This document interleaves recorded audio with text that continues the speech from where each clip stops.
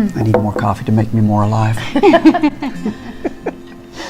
Well, we are working with Education Alive today and interviewing a local coffee shop in Sedgwick, Kansas, a very small town. What is the population like?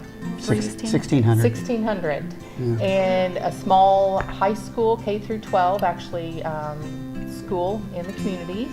And today we have Paul Nicholson and Heather Tucker, and they're going to be talking about the heart behind the Meeting House and how this place became a reality in our small community and the impact that it's made.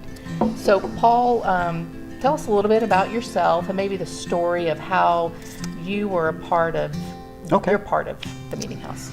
I'm a medically retired police detective, injured in the line of duty, and while I was recovering from my injuries, I noticed that there were kids at the park, pretty much whether it was 10 degrees or 110, just hanging out because they didn't have any place to go.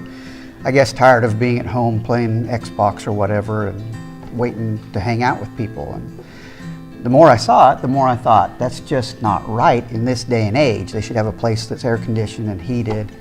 And our family had always had a desire, a dream of making a coffee house that was a safe place for teens and adults and everything. And so that was something we had on our hearts. And we got together with another family, and it just sort of took off from there. A third family joined really quickly after we started doing everything. I wanted to make a place where anybody in the city of Sedgwick could feel welcome, because there's a lot of segregation along different lines, I think in any small town or any big town probably. And we wanted a place where people could just come and hang out. It was a safe place. I think every one of us all have three basic needs for love, significance, and security.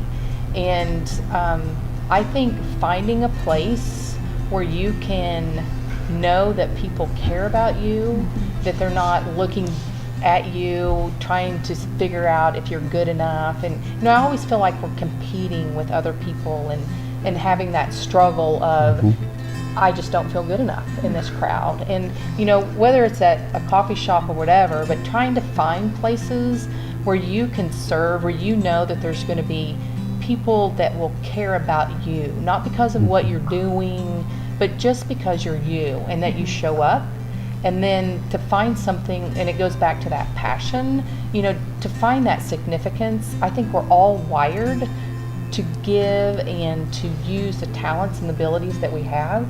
And when we find what those are, it triggers that significance. Like, wow, I'm a mechanic, I can change this oil, and I can do it well. I mean, it hits on that significance.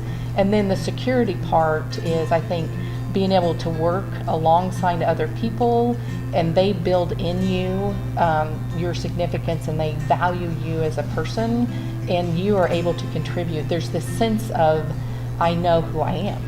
And I think when we feel insecure, it's because we don't know who we are. But I think volunteering is a safe way to do that, because most places where you're volunteering, they love their volunteers. And most of the places, they want to invest in the kids that come here.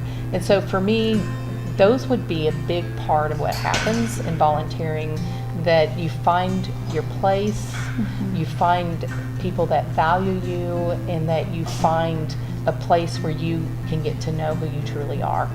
So that's what I would push that person, because I guarantee you that they may act all tough and act like they don't need those things, but every human being I've ever met have had those basic needs of love, significance, and security. And I think volunteering is a great way to bring out those basic needs and get them fulfilled.